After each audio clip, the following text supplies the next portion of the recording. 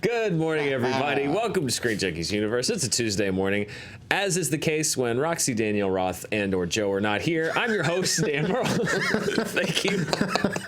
Hey, the fifth string quarterback fifth string, is great. They've gone almost off the bench completely to pull me into today's show, but I'm not alone. Ed Greer joining me on this side of the table today, taking my seat. This is second in command. Engaged number one. taking the Counselor Troy chair is Billy Business. Thank you. And I brought a guest with me today, my little friend, my little big friend, Porkins. Oh, hey, Porkins. My mom brought over a box of my action figures from when I was a kid, and I was just so tickled that not only did I buy a Porkins when I was a kid, but they couldn't even use Luke's body mold. No. They had to commit. They had to say, you know what, guys, we're going to make a little chubby Porkins. And I feel like this is just like my daily affirmation is if they can make a Porkins figure, you can do anything. Yep. You two could fit into show business. Looks more like a David Harbour figure to me, but yeah, a little bit. Oh, yeah. Pop the helmet off. Let's see. Oh, the helmet comes off. Yeah, look, they really went for it. Oh, wow, look at that. Spitting image. Yeah. That's definitely Billy Business, actually. yeah. So there you go. We'll ask Lil Billy what he thinks of the news as we go on. Before we start, very quickly, yesterday's show, Daniel Radford was feeling a little under the weather and had to exit a little bit early. She just wanted us to pass on. She's fine. She's working from home today, but was very touched by the number of people that asked about it, and yep, she's doing all right, but she's not in today as I drop my pen. But thank you for everyone that asked, and Danielle is feeling better, but feel even better, Danielle. We always miss you in the office. Yes, please do. But thank you to everyone who asked yesterday. We're going to do our best to hold it together here today. No guarantees. The first thing we're talking about, everyone's favorite franchise, Fantastic Beasts and where to find them. We are 2 films into it. I think they've said they're going to do 7 of these or 5 of these. No. Yeah. 7? I want to say it was either 5 or 7. 5. Thank you, Ryan. I mean, 5 films. Wow, that is ambitious. We're 2 films into a planned 5-film franchise. All I'm saying is that reminds me of, like, and I'm not trying to be too graphic here, but you know those videos where, like, a snake tries to, like, swallow something too big and it blows up? I think that's this. You're saying that perhaps Fantastic Beasts, Warner Brothers is trying to choke down too much Fantastic Beasts. Oh, yeah, too much magic. I don't think anybody has the stomach for all Before that. Nagini's stomach splits, we're going to get at least a 3rd movie. Fantastic Beasts, Warner Brothers has greenlit the 3rd Fantastic Beasts movie in the spinoff series, with production starting next spring 2020. All your favorites are back. Eddie Redmayne, Jude Law, Johnny Depp. Well, maybe not all your favorites. Ezra Miller, Alison Sudol, Dan Fogler, Catherine Waterston all returning. David Yates directing again. J.K. Rowling will be writing the screenplay, but this time with Steve Kloves, who wrote all but one of the Harry Potter film screenplays. J.K. Rowling wrote the first 2 screenplays solo for the Fantastic Beasts films. Also joining Jessica Williams, who was literally like in a book. I'm not making that up. In the last movie, is said to have a much bigger role this time. Professor Eulalie Lally Hicks, a teacher at Ilvermorny School of Witchcraft and Wizardry, which, of course, as you both know, because you're such huge Harry Potter fans, is the American equivalent of Hogwarts. But much like the Fast and the Furious franchise, they're going to try to energize and juice up those box office receipts by going to Brazil. Oh, yeah. Rio de Janeiro, Brazil. There, for reference, that is where Brazil is located on the globe. Ryan, it'd be great. Do we have a closer look at Brazil, just in case people want it? There you go. Oh, okay. Oh, Brazil. Oh, okay. I was a little confused. You know, Brazil. Yeah. That is an artist rendering of the setting for the 3rd Fantastic Beasts film. Concept art. I love it. Yeah. Encyclopedia Britannica concept art. Guys, I'm going to throw some numbers at you, and then we talk about it, because the reason this is news or bigger news is that as we mentioned, this has been a multi-film or episode, whichever you choose, franchise. The plan has been there for quite some time. The first Fantastic Beasts film $180 million budget. It made $800 million worldwide. Not bad. And the numbers, one of my new favorite sites, also estimated domestically for video rentals, it made another $67 million in the home video market or Blu-ray, etc. Fantastic Beasts: The Crimes of Grindelwald, which was sort of going deeper into the Harry Potter of it all. You brought in Dumbledore, you brought in Johnny Depp as Grindelwald. You're going deep into the lore.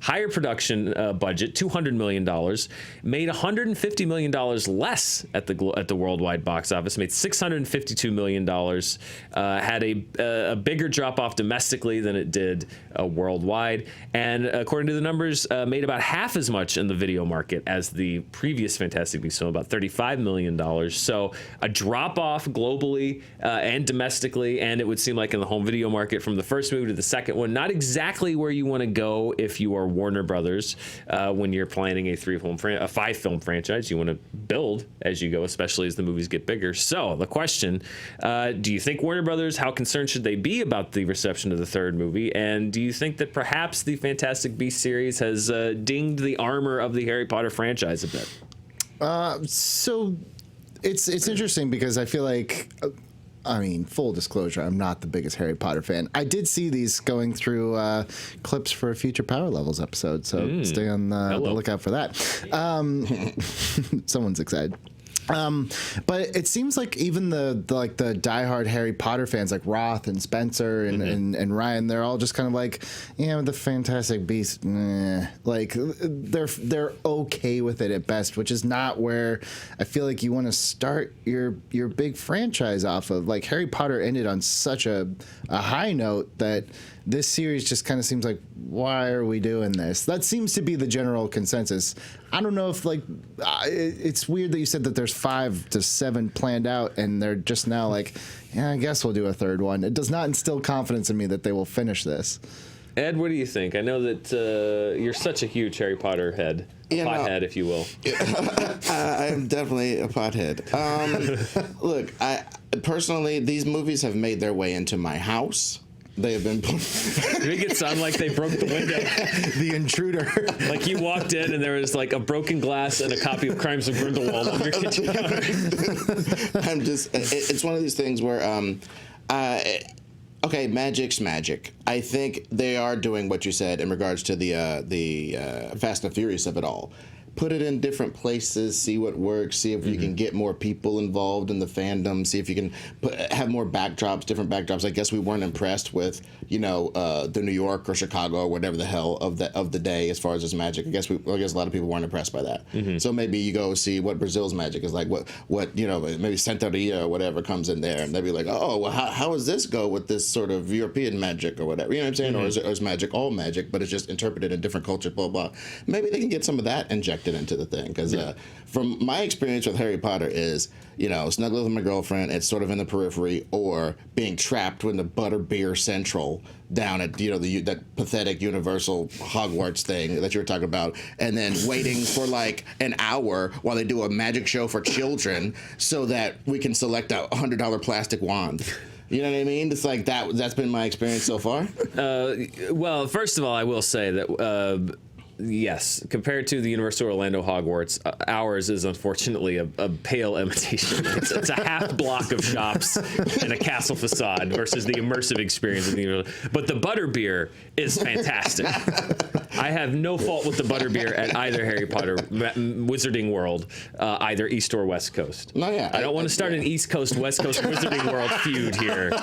No, it was funny. The only time I only went once, and it was moderately fun, and Clee got to pick out our wand and stuff like that. It was really nice. But I did see right afterwards a guy was distracted, and his kid threw his nachos away and the $100 wand in the trash. And nachos got all over the wand and everything. And to see his dad wringing the nachos off of the wand, that was worth the price of admission. That's the Harry Potter I want to see. The sanitation worker. Mom, I threw my wand. It's like when I threw my retainer away accidentally when I was a kid. Is wizard parents digging through through a dumpster at the back of a Western Sizzlin' trying to find their kid's wand that they left on the table. True story. Sorry, Mom. Could never eat at Western Sizzlin' again.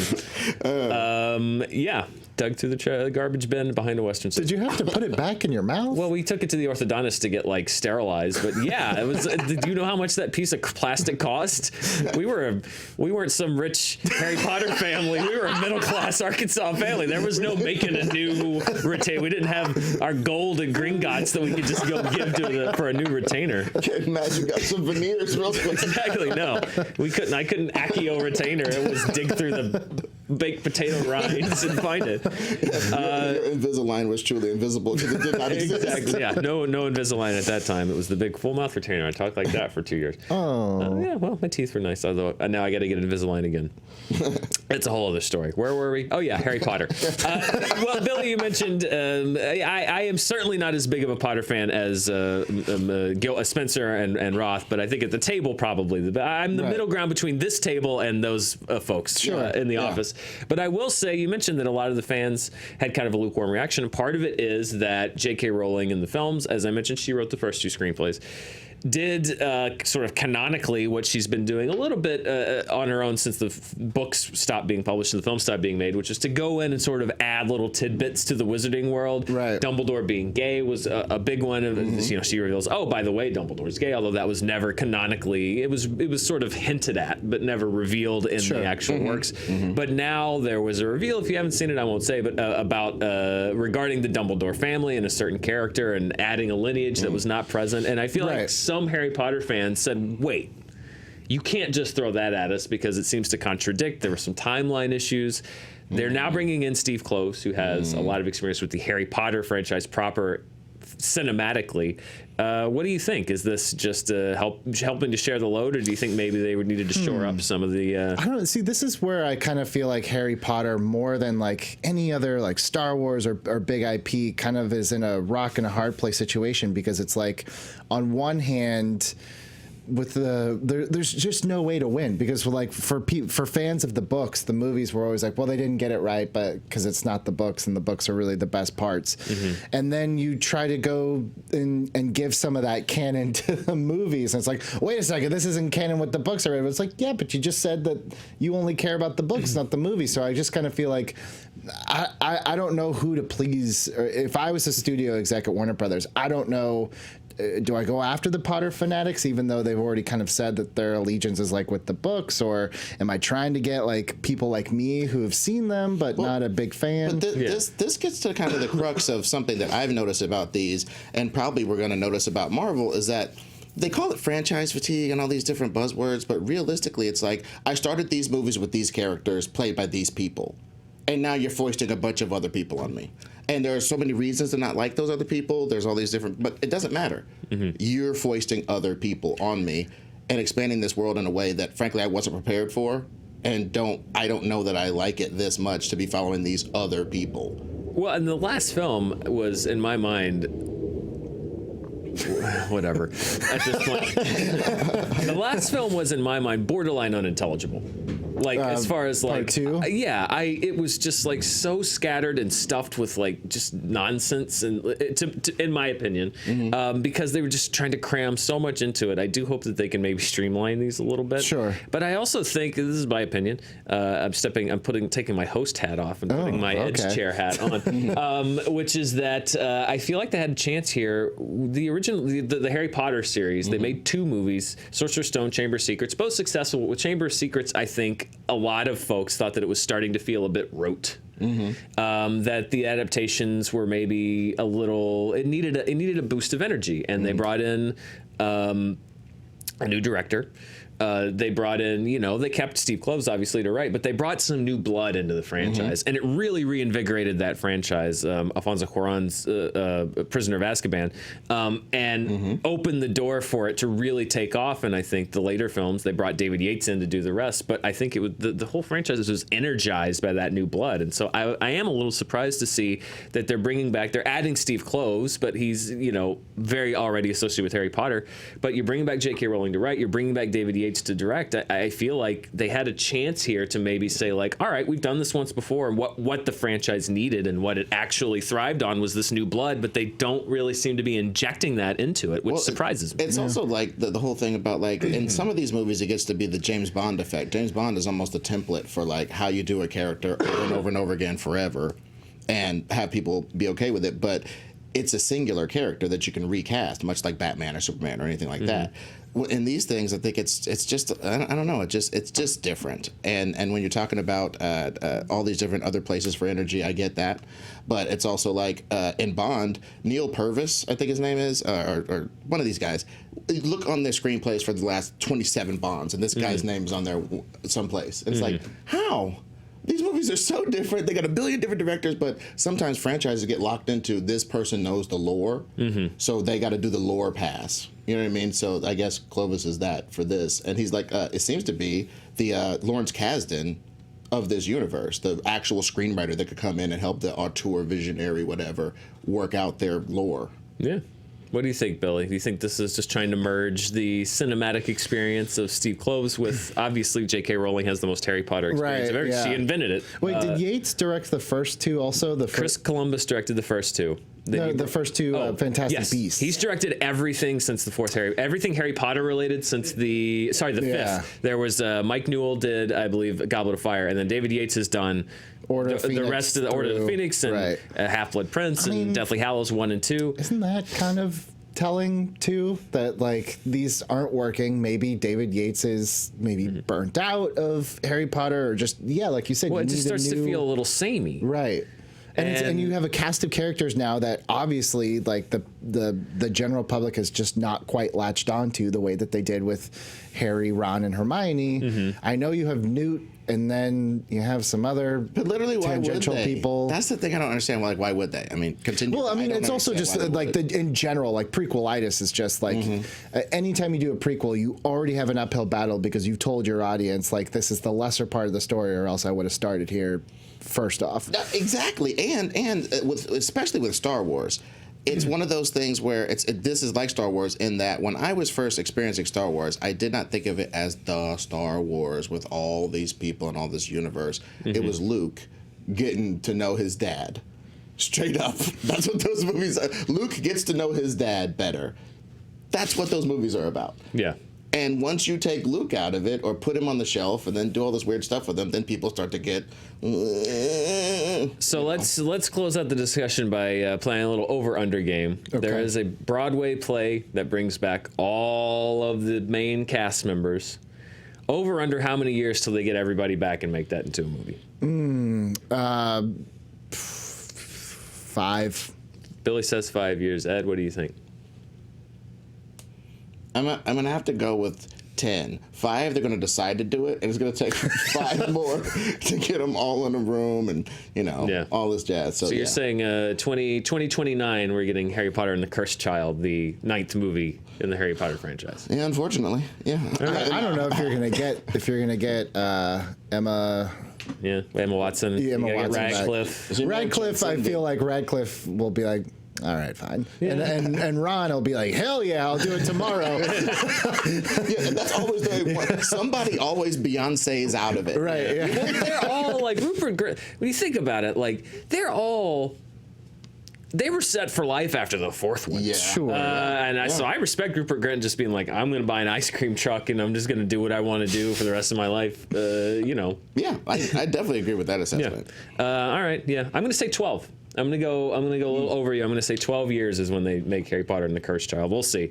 If this movie doesn't do well, that the timeline might get bumped up. But Warner Brothers is so reactionary that it would not shock me for them to just like pump the brakes immediately if this is a disaster. Yeah, I mean, that's the thing is like they are reactionary. It's why it surprised me that they didn't make more drastic changes other than adding Steve Kloves. But we'll see. Harry Potter and whatever the third Fantastic Beasts and Harry Potter 12 doesn't matter. They're going to Brazil. Will it be a Fast and Furious spinoff? I don't know. I hope so. That'd be great. Bring in Hobbs at least, but who knows? It's in the past. You have to bring in time travel.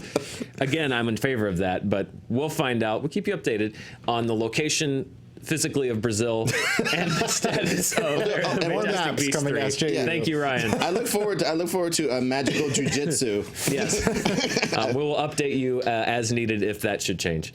Thank you so much, guys, for liking, subscribing, sharing, turning on notifications, commenting, hitting that bell, all that stuff we ask you to do. The numbers people tell us that you're doing that. So thank you. Please continue to do so. You're why we do this show. You're why we go and research maps of Brazil to keep you informed. We really appreciate the support. So thank you for watching. Also, we made a documentary about Galaxy Quest. It's called Never Surrender. There's a new trailer that came out for it today. Fun fact. I put my editing boots back on and edited the trailer that came, the second trailer for Never Surrender that came out today. The Bay. Yeah.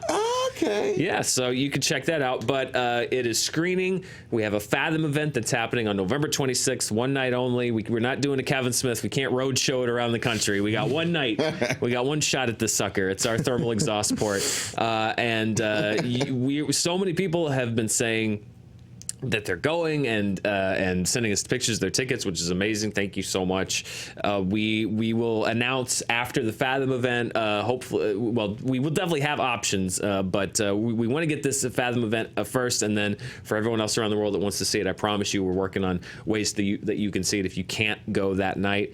But for right now, we're focused on November 26th, the Fathom event nationwide of Never Surrender, and to say thank you. We've been telling you if you buy your tickets and send them to us on Twitter with using the hashtag Never Surrender, we'll shout you out on the show. So we got some shout outs to do today. First of all, we've got Fevo at your favorite. Finally got my tickets to see Never Surrender. Thank you for getting me through hard times. Thank you for getting me through hard times. For being such incredible people, thank you. You taught me a lot and always bring positive energy my day. Can't wait to see your work on a big screen. Thank you, Fevo. You are my favorite today. Thank you so much. Is that their picture? Yes. Oh, is he? He photoshopped himself in, I guess. Oh, that's him. Oh. He's flying to the screening. Yeah. And good job to blur the QR code, by the way. But if you are going to send us your tickets, please blur. We don't want anyone taking your seat. He looks like he's in the position when Uncle Phil would throw Jeff out the window. Or at the door. Yeah, that's great. Thank you, Fevo. The next one is, I love this name, Jugo Girl at Alexis 722-37528. Picture of my ticket for my friend and I, and my Ace Ventura picture with Roth Cornet from San Diego Comic-Con. Never give up, never surrender. That's awesome, Ryan. Do we look at that? Oh, awesome. Thank you so much, Carlsbad. Wow, that's awesome. Thank you for joining us on November 26th. We can't wait to share that evening with you. And also Old MC at Costanzo MT.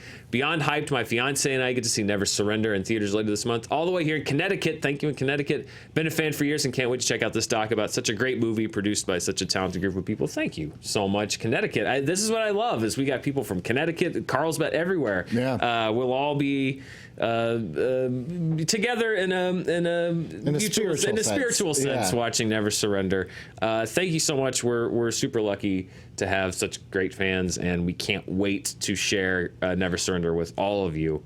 I'm really proud of it. I think that Roth and Max did a great job heading up this project, and so many people around here put in so much time and work. And Emin in post, our unsung hero, just crushing it. And so thank you to everyone who allowed us to do this, and we can't wait to share it with you. We're really lucky that we have this platform available to promote our stuff and to talk about these fun things. So we're wanting to pay that forward here on SJU by spotlighting some organizations that are doing great work. And this month's organization is Big Brothers and Big Sisters of America. Since 1904, they've operated with the belief that every child has incredible potential. It is the largest volunteer-supported mentoring network in the nation. Big Brothers and Big Sisters makes professionally monitored matches between volunteer mentors, bigs, and youth, littles, big brothers, little brothers, big sisters, little sisters, ages 5 through young adulthood in communities across the country. And not only do we want them to, would it be great for you to donate them and support the work that they're doing, but across the country, they need volunteer mentors. I know that when I was younger, I participated in the Big Brother, Big Sister program. Ed, I believe you mentioned you did as well. Yeah, it's one of those things where you can, when you have someone, when you can see someone doing something that you'd like to do, or have a professional experience and being a real grown up, but they can still relate to you and tell you about some of the trials and tribulations and the things that you'll have to go through in order to become an adult. So if you get any sort of primer and any sort of see it, be it situation, that helps kids. Yeah. So this being the largest purveyor of that, I'm happy to be associated. Yeah, and I on a personal note, I grew up in I grew up in a single parent household. My mom was fantastic; she was the best parent you could ask for. But it really was helpful to also have that male influence from the Big Brothers program, along with great members of the community and my family, to step in also and help out, and so it really is a great organization. If you're interested in volunteering to mentor a youth, or if you'd like to donate or learn more, check out bbbs.org to learn more about Big Brothers and Big Sisters of America. So we'll be continuing to promote them throughout the month. If you got any stories, send them to us also with your hashtag. That'd be great. Yeah. Hashtag SJU. Hashtag SJU. Let us know. Sweet. All right, guys. Get ready to get some scurvy because we're hitting the high seas. Let's talk about pirates, but not Pirates of the Caribbean, thank goodness. We're talking about piracy and the streaming wars, because this could be one of the biggest threats, as pretty much every studio pumps billions of dollars into programming. Piracy is becoming an even bigger threat to a lot of their plans. Controlling user access to platforms, also known as password sharing, is going to be a priority for a lot of these big conglomerates as they bet on new direct-to-consumer services. As we all know, one account doesn't necessarily mean one user or even one household. Passwords can be shared. You can hack platforms. They are now, a lot of the streamers, including Netflix, which is kind of the OG of sharing your password, are teaming up to fight Piracy 2.0 on October 30th, just a day after the Warner Media event, which we talked about here. The Alliance for Creativity and Entertainment, ACE, announced a working group to reduce unauthorized access to content, specifically mentioning improper password sharing as a top concern. ACE is basically a spin-off kind of the MPAA, focused on anti-piracy. It includes the big studios, Warner, Disney, Netflix, Sony, Paramount, AMC, Lionsgate, MGM, Amazon, all the big players. And as of October, ACE now includes Comcast and Charter, who, again, this could be the one thing that they all unite to work on. Yeah, they got Comcast and Charter. That's Rocksteady and Bebop. Yeah, I know, right? Charter CEO Tom Rutledge said, quote, "We are very pleased that ACE and its coalition of members have committed through this initiative to take on unauthorized password sharing and other content security practices." File sharing, of course, has been what this has largely been a fight on since really the turn of the century with Napster. iTunes sort of helped come in and mitigate some of that. But piracy still a big thing. I mean, everybody knows where people go. We're not going to name check it here on the show, but you know, it's always been around. However, we've had mergers, big conglomerates and corporations rising, vertical integration, all that stuff. But even streamers are aware that the scent of this is the other side of it. They also realize that even the suggestion that you might be branded a criminal if you share your password might not be the best image among their consumers. Yeah. It didn't work so well in the early 2000s when they started suing IP addresses from Napster. Yes, that exactly. was a disaster. They understand that if you go after consumers as criminals, then they come off as the bad guy, which is not what they want. Both heads of Netflix and HBO at that time in the past have sort of brushed off password sharing as occupational hazard, not really something that they're too concerned about. However, now both of those companies have a lot more at stake. So when asked by THR, who originated the story, whether their position of the password sharing have evolved, neither Netflix nor HBO offered a comment. So piracy, particularly password sharing, we mentioned at that HBO or Max event, Warner Media has said that they plan to grow to 50 million subscribers in 5 years, which is an incredibly ambitious proposition.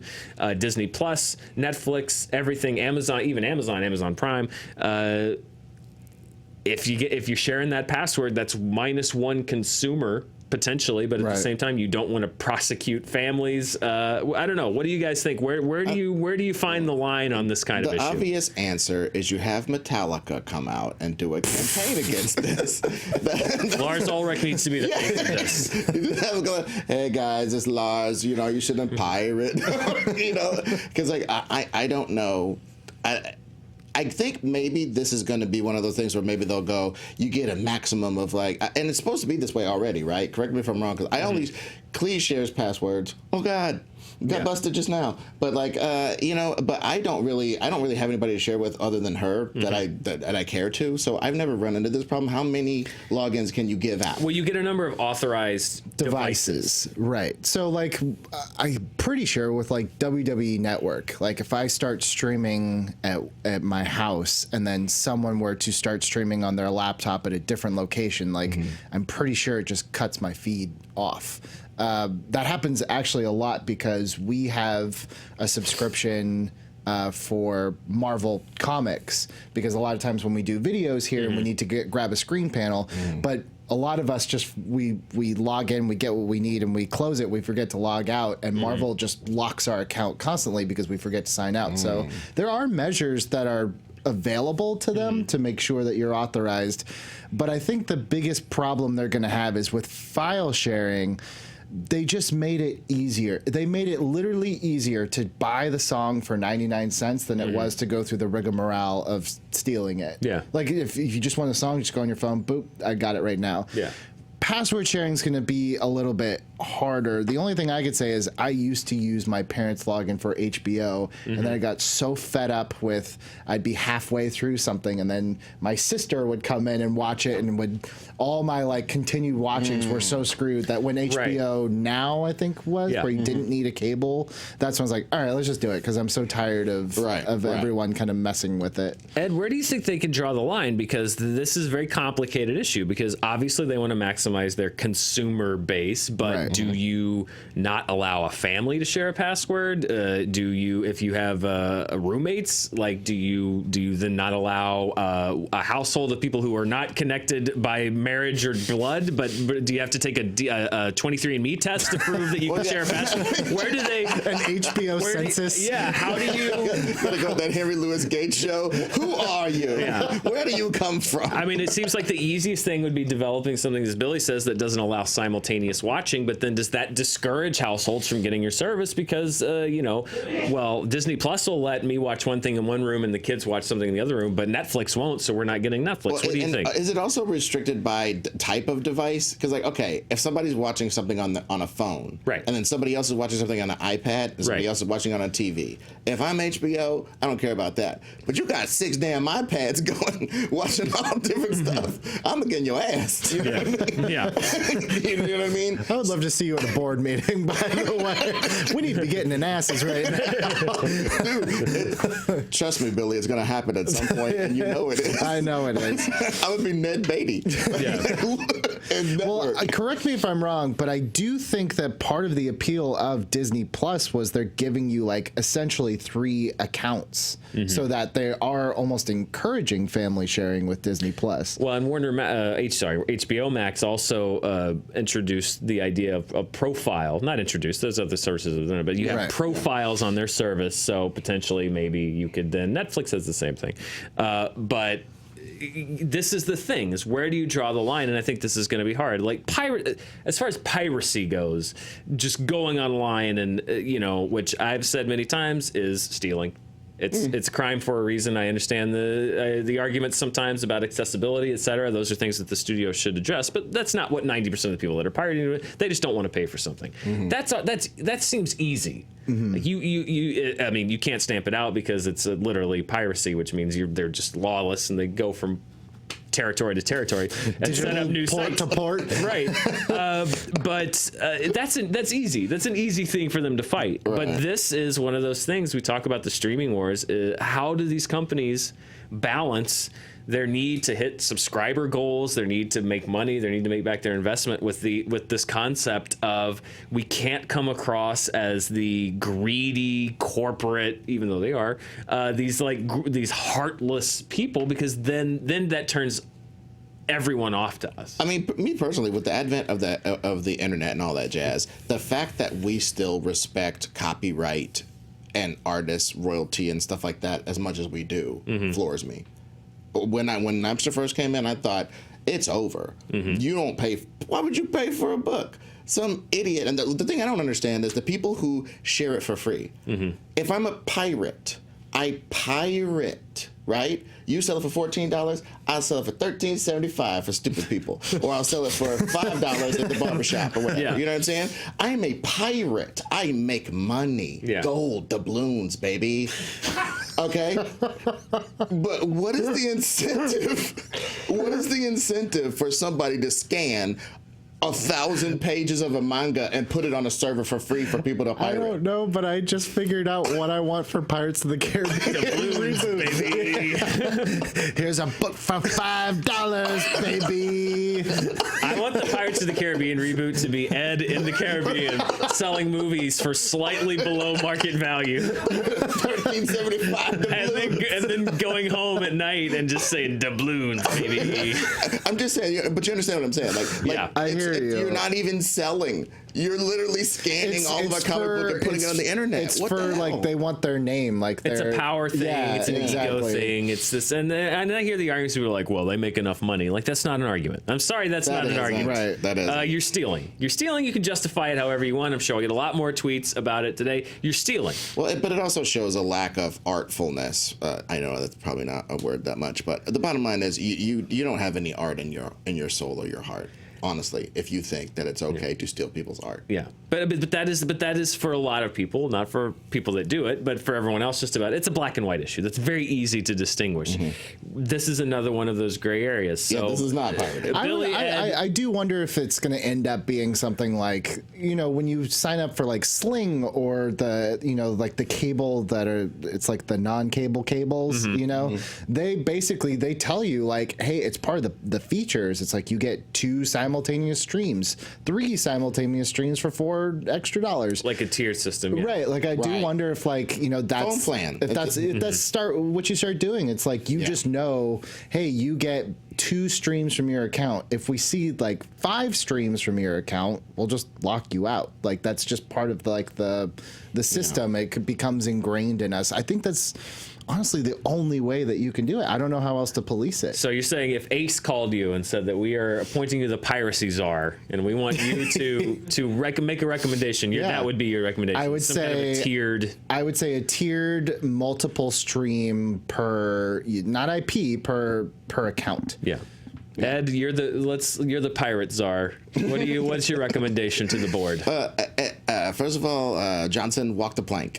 it's like that scene of RoboCop with the Ed 209. But the other thing is, I think like a phone plan.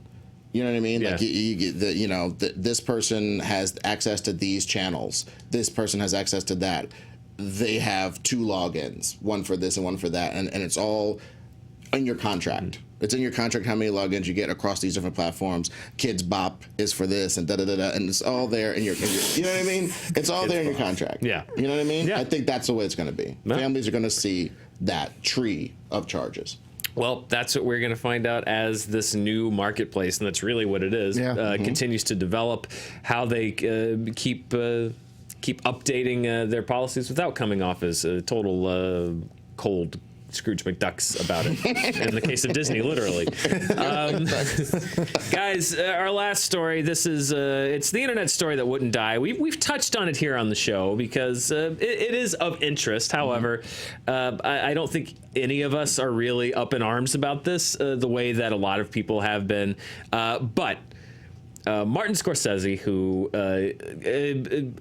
in my editorial opinion, despite the what people may think about what he says here, is, I believe, unimpeachable as far as filmmaking skill and knowledge and prowess. I know a lot of people have fought back by this, but saying like, "Oh, what does he know?"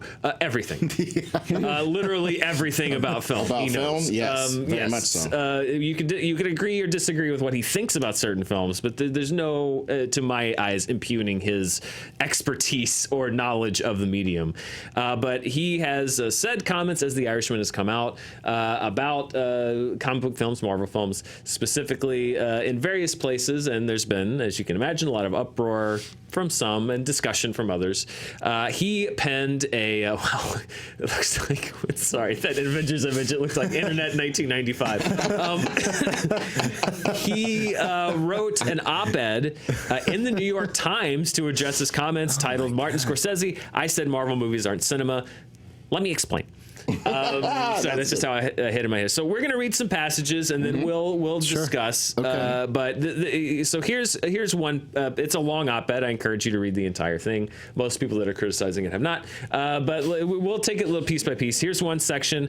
Some say that Hitchcock's pictures had a sameness to them, and perhaps that's true. Hitchcock himself wondered about it. But the sameness of today's franchise pictures is something else again. Many of the elements that define cinema as I know it are there in Marvel pictures. What's not there is revelation, mystery, or genuine emotional danger. Nothing is at risk. The pictures are made to satisfy a specific set of demands, and they are designed as variations on a finite number of themes. So essentially saying that there's no actual emotion risk involved in either the execution or the creation of Marvel films. I will say this is where I would probably personally disagree the most, particularly the thing about the genuine emotional danger. I do feel like if we're limiting this to Marvel films, which, you know, that's what he mentions here, I do feel that's true of some of them, but I think that particularly with Avengers Endgame, that was for me a huge emotional payoff to 10 years of storytelling. But again, that is to somebody who has steeped himself in these films for the last 10 years, which Martin Scorsese, by the way, has been busy making masterpieces and has probably not been in line to see every Marvel film. What do you guys think? I just the amount of patience that he has shown this last month is staggering, because at a certain point I'm just waiting for him to be like, I don't care, stop asking. Like, the fact that he's entertaining this question over and over and over and over, just let it go. I've said from the beginning, like, I don't necessarily agree with all of it. I don't disagree. There is, like, we've complained about it. Marvel fans have complained that, especially for a time, they felt like they were just popping off an assembly line. It's a TV show. It's an episode. Yeah. Yeah. So, like, just get a hobby. Get a hobby. But I applaud Martin Scorsese. He did not need to explain himself any further. But the fact that he did, and so eloquently, which you are right, most people will not read, but still fight about this all day today. It's remarkable for him. Like, how could you, even if you 100 million billion% disagree with him, how could you not respect what he's done, but also just his love of film, the way that he writes about it, the way that he talks about it, the way that he romanticizes it. Like, what is there not to respect about this? Yeah. I don't get it. Ed? No, I think that's absolutely correct, and definitely, you know, I'm not sitting in the hot take chair today. Really is. So I mean, my measured response to this is the look at the scoreboard thing that I was trumpeting earlier. That is part of how I feel, but also it is. I identify very much with this aspect of what Scorsese is talking about, because you see the only flaw in his argument is when he starts to talk about the things that he found so interesting. Because to me, the hot take is going across the table, and I think that he is so much better than Alfred Hitchcock, it ain't even funny. Me personally, that's where I'm coming from. And I think he would go get his shine box, jump on top of it, and try to punch me in the mouth for saying that. You know what I mean? I think he would. What are you talking about? He's a genius. He's a genius. He formed me. He made my eyebrows. You know what I mean? It's like, you know what I mean? I think that's what the type of stuff he would say. And you know, he would have such reverence for that person, because that's what you're supposed to do. Yeah. You're supposed to have reverence for the people who did a thing iconoclastically, individually, in a lot of cases, and did an individual piece of art that has its time, and then its time passes, but you respect the craftsmanship that went into making that. Some chairs from the 15th century are still around, and they're uncomfortable as hell. Okay? That's why they're in museums. Yeah. Okay? You know what I mean? You get what I'm getting at? I get you. No. That there's this... It's Citizen Kane. Yes. It's the Citizen Kane argument, which is that it's not the most dynamic film in the world. certainly, but I feel like you have to respect the craft and the innovation that it had, even if by today's standards that may not be as impressive. And the thing is, he's part of that, but he's also part of this thing where you start to see that it is. I have a friend who thinks that pop radio died after 1975. Mm-hmm. For me, it died around 1998. For you, everybody is something different. You know what I mean? Yeah. And so I think that's what he's raging against, the dying of the light. Not only the light coming from the projector onto a large screen, but for people's reverence of the iconoclastic vision of one person. We are losing an appreciation for the iconoclastic vision of one person, or him and his collaborators, his band apart, if you will. Mm-hmm. We are losing that and imbuing beauty and art into a bunch of dorks in a room reading comics and pulling this out of it and pulling that out of it. And I think that's the part he's raging against, and I can see that. Mm-hmm. But that's where it's going, buddy. Yeah. Because everybody's iconoclastic vision doesn't make our profit margins. And now we sell ketchup, bombs, and movies. Well, I don't even feel he's raging though. Well, he acknowledges this is as close as he gets to raging. Later in the piece, because there's some filmmakers, James Gunn, one of them say, that expressed a bit of a disappointment in his earlier statements. Scorsese specifically references those filmmakers and his own sensibilities. Again, he continued, quote, "Many franchise films are made by people of considerable talent and artistry. You can see it on the screen. Mm-hmm. The fact that the films themselves don't interest me is a matter of personal taste and temperament. I know that if I were younger, if I'd come of age at a later time, I might have been excited by these pictures and maybe even wanted to make one myself. But I grew up when I did, and I developed a sense of movies, of what they were and what they could be, that was as far from the Marvel universe as we on Earth are from Alpha Centauri." So he's acknowledging, listen, yeah, I grew up at a different time. These aren't for me. Which, well, actually, again, Captain Marvel can fly from here to Alpha Centauri very quickly, so I don't see. I just hope this isn't the new trend for the next year or so, where we ask cinema legends, do you or do you not like Marvel, and that becomes our news story. Well, because people need headline bait. Today when we talked about this story, Ryan and I in Slack were talking about it, and we came to an agreement. Specifically, I was just this is, like I said, we've kind of been not as covering this as much, just because it's once you say about it once, what's the news? But because he went deep into this, I thought it was an interesting topic. But we decided specifically, don't make this a headline, don't make this a thumbnail, because then the discussion stops. Right. Then it just becomes about, I got your click, so all I need to do is just yell for a minute, and then we don't need to bring anything to it. Right. Whereas I think that this is a very interesting discussion, because this is literally the old. This is in a way a passing of the torch. Scorsese and Coppola and Lucas and Spielberg were the second generation of the big, great filmmakers, and they revolutionized the face of cinema. And they are now in a position where they are needing, by necessity and time, to pass the torch to whoever the next generation of filmmakers is going to be. And, I don't begrudge them if some of them are looking at the person they might be handing that torch to and saying, I don't know if I want to give it to these movies. And to your point, just very quickly, you don't pass the torch. It is ripped from your hands. It is ripped from your hands and the youth smack the sign over your head, and you're laying behind the dumpster crying as the water pours out of your flower. That is Which, how. By the way, I just I love too, and where he was talking about Joker. I think this might have been a separate interview, but he was I was heavily involved. In fact, it's my producer who produces all my movies that produced that movie. He's I just got to the end and I couldn't buy that this man would become a comic book villain. That seemed ridiculous to me. You're right. It's the sensibility of him.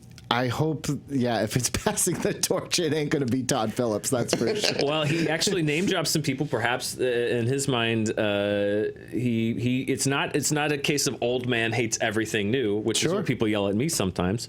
Also not true. But he says, quote, "That's the nature of modern film franchises: market researched, audience tested, vetted, modified, revetted, and remodified until they're ready for consumption.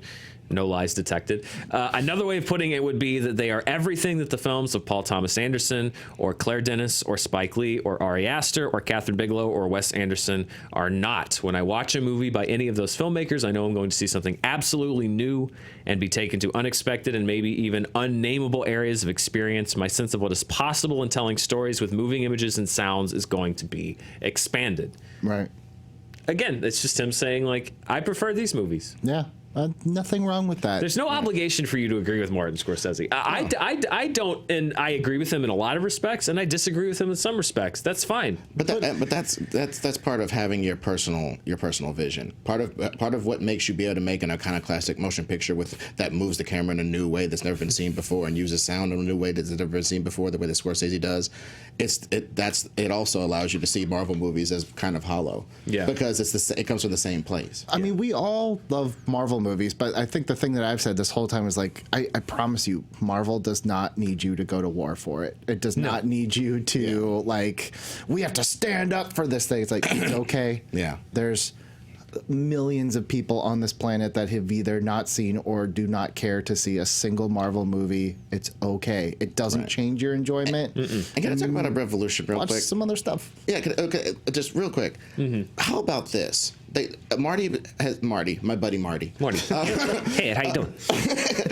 Marty Scorsese. What's up? Okay, Best Marty. eyebrows in the Yes. world. Okay, let's do the bit. Marty. I gotta go. I gotta go. I'm not doing this bit with you. No, but honestly, Marty talks about movies being a theme park. And I think that is kind of what's being lost. Because if I had my druthers, if I was in control of audiovisual technology, I'd partner up with movies and be like, we got to stop these TV guys. TV is taking y'all's money. I don't want no TV being as good as a damn movie screen. I would do whatever monkey wrench I could do to stop that process. Because now that your home is like the screen, you get fooled into thinking that it's the same experience. And let me tell you something, Mean Gene, it is not.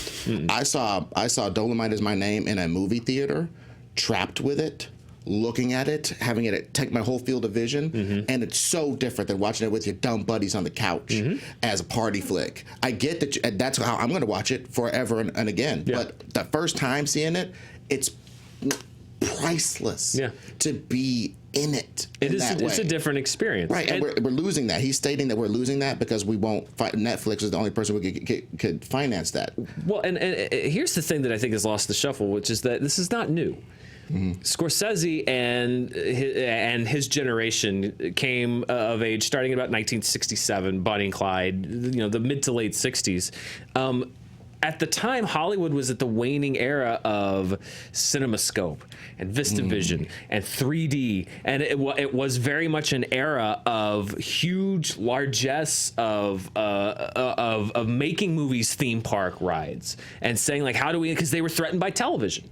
Because they needed to get people out of their houses and go see movies, so they were inventing all these new ways for people to go see movies. Like the buzzer in your back. Yeah, exactly. Like the tingler. Smell-o-vision and all that crap. And not that CinemaScope is crap. It's a thank you, little Billy. Come on, Ryan. How dare you not do this job you're not trained to do? Porkins is just looking at this pie that's on the table. This whole episode. I'm with you, Porkins. I'll stop in a minute. I promise. But he like that revolution of cinema that he helped spur with so many other people, the Rafelsons and Schneiders and Hal Ashby's and Coppola's of the world.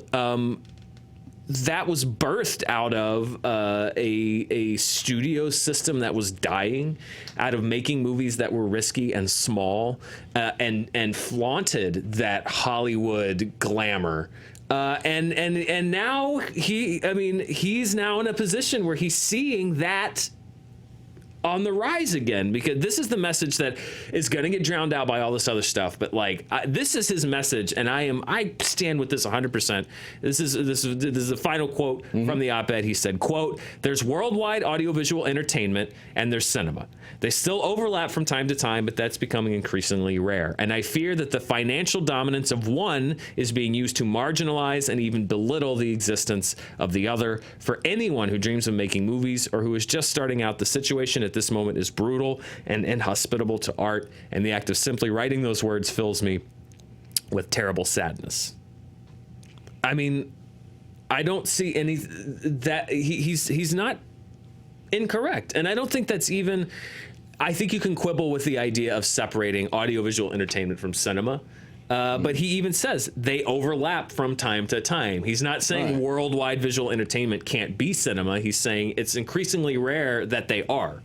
And that's a crucial difference. And I think that's an important message that people are going to listen to because they're going to debate about Spider-Man. But that is true, is the idea of something that doesn't cost $100 million is being squeezed out by corporate mergers, by the fact that they now have to hit subscriber growth and whatever exponential. And maybe you don't want to risk $30 million on the next Hereditary, which thank goodness there are some studios that are still doing. Right. But well, that's what he's. I think if he's raging against anything, as you can tell from the tone, it's that I'm much more interested in that than what he thinks about Star-Lord. Sure. No, exactly. This is what I'm way more interested in. He doesn't want the Spike Lee's and Ari Aster's and Catherine Bigelow's to disappear because guys go, well, who flies in it? The monster lady, she kills the guys, and then what? She flies. Where's the spider? Yeah, does the spider bite the serial killer? Yeah. You know, they don't. We gotta get in some butts real quick here. There's got to be a whammo every 10 pages, Spike. Right. I mean, this guy doesn't become Malcolm X till page 50. We got to move it up. Yeah. It's like, I see that. I think when he's making this distinction between entertainment and cinema, it's not so much that he's necessarily looking down his nose at it a little bit. I think he just has a personal difference than most other people, but it's the idea that he's afraid that cinema will be viewed as only worldwide audiovisual entertainment, and that's I think that's a real concern. Well, no, as my last point about this, I think the reason why he is humoring us, Billy, he's humoring the youth because you kind of have to. You either have to humor them or totally ignore them. And this concept that most people as they get older can totally ignore the youth is ridiculous. It's why OK Boomer works. You old, you got 2 or 3 houses, and some person got off a school bus and said, okay, Boomer, and it twisted you in a knot. That's how powerful youth is. That's how powerful youth is, because they know that they're what's happening right now, baby. And they're looking at you and they know you're not what's happening. And no matter when you was happening or how much it was happening, now you're not happening. And the not happening of it all makes you humor these little bastards, and I think that's interesting because it no matter how much he is the best filmmaker walking this planet right now, and he cares what a bunch of people looking at stuff on this think. That's incredible. That's the power of youth. I can't wait till you have a kid that says, okay, Boomer, to you. Yeah. It's like, okay, sweet potato pie. so yeah, that's all I'm saying. It's like that's why we humor them. He's talking about, the torch passing and old guard and stuff. It's like, well, it's not like he's completely out of touch. His next film is a Netflix exclusive, so it's... Because no other studio would give him the money to make it, and that's exactly what he's talking about. But I'm just saying, like, Scorsese can't get money to do a Robert De Niro picture. Sure, right. I'm just saying, like, the landscape has changed, and that's why, and as you were saying, like, it just felt like this peach, it didn't feel like raging. It felt like a Dear John lamenting letter than it did like here's why it didn't feel like he was defending himself. It felt more like, I don't know, just felt sad. A lot of the people, the John Waynes of the world, right, in 1968 looked at the stuff that the new kids were making, and they said it was obscene, and they said it was perverse, and they said that it was ruining cinema. That's just how it works. Yep. Yeah. It's how it works. Right. Like we were talking about earlier, he mentioned Hitchcock as this pinnacle of movies and this auteur that was an event unto himself, which he was. He's not wrong. But to me, that's some OK Boomer. Yeah. And I'm not saying, by the way, that Scorsese's like John Wayne or whoever, like the total sticks in the mud. I just mean that the older generation will always look at the new stuff and have thoughts because it's a different sensibility. Nobody likes Wu-Tang and Drake equally.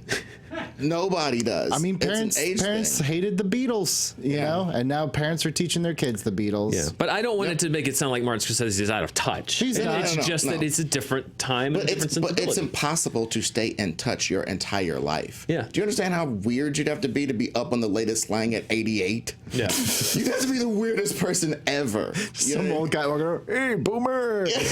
All I know is there's 2 movies that are more than 3 hours long that have a great shot at making my 10 favorite movies of the year list, and one of them is a Martin Scorsese movie, and one of them is a Marvel movie. So do with that what you will. And that's the new world. And that's the new world. We have to make room for both. Do you like Wu-Tang as much as Drake? Let us know.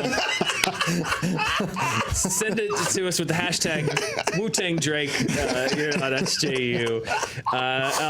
Follow us on @ScreenJunkiesU. Don't forget to watch the Honest trailer that came out today for The Lion King 2019. Yes. I think we can all agree that that's soulless. Well, maybe that's me. Maybe I'm Martin Scorsese in this equation. There's also a new Honest Game trailer and a new real trailer for our Galaxy Quest documentary, Never Surrender. You can check all that out. Billy Business, where can people find you? At Billy A. Patterson. Just dropped a new episode of the podcast today with Hector Navarro. That guy is very hard to pin down, and we talked about why Mighty Ducks 3 actually makes the most sense out of all of that trilogy. Only the important stuff. Only the important stuff. Scorsese would love this chat. Yeah. Ed, where can the people find you? At Ed Greer Destroys on Twitter and Instagram. You can check out my art on Instagram and my tweets on Twitter, I guess. But That's also, how that works, Ed. Find my tweets on Twitter. I'm looking at the pie. It's You calling boomer. me. Yeah, I Please, know. this Tell the pie. is calling me. All right. Clee We're gonna go Wiggins, eat my the pie. girlfriend, made this pie. Put Porkins next to the pie. Clee Wiggins made this pie. And Porkins is gonna get a little. There we go. Porkins is going face Poor in. Porkins' stomach is so big, his face doesn't even go into the pie. Porkins. You can also check me out. So you can check me out at the Nerd Goat podcast. Yep. We just did an episode with our fast talking foil. You and I, Koy Jandro. Koy Jandro came on. Is it a 15-minute episode? Dude, but got the same amount of content as a regular episode. Oh yeah, no, you have to listen to it at 0.5. Yeah. But yeah, he brought Deadpool to the table. You know, Nerd. Of course he did. Yeah, we talk about people's favorite fictional character, and he talked about his entree into kind of this area of the nerd world was coming on Screen Junkies and talking about Deadpool. Wow, nice. And just he was inspired by how people cared about his perspective on that. And he kind of got more and more into things. So it's kind of an origin story for him a little bit. That's right. Yeah, I remember Coy for a while. It was just like he's the guy that loves Deadpool. We're like, Deadpool all right, we'll guy. bring Coy in. So yeah, so Coy came on to do Deadpool, and the episode is burning up the charts. I'm really happy about it. I'm really happy we finally got him on, and I'm really happy to like sit down with everybody who's best at being movie fights. Awesome. Yeah, it's fun. It's a fun time. Someday, Ed. Yeah. Someday you'll have that belt. Yeah, I know it. Yeah, from JCPenney. NerdGoatPodcast.com and Nerdgoat Podcast on all of your ways you get podcasts. Thank you. Thank you for watching as we ranted and raved our way through the news today. It's a bit of a long episode because I was hosting, and that's what you get when you bargain. 4 people should have shown up today, and we would have been a shorter show. Thank you, and thank you, Brazil, for being where you always were and always will be. Enjoy those wizards, and thank you to Porkins' helmet. Porkins is eating his helmet. He's working on the pie. Hope your Tuesday is ass up in a pie. yeah, go ass up in a pie today. Thanks for watching. Danielle, we hope to see you back here tomorrow. We hope to see you back tomorrow as well. We'll see you next time. Bye.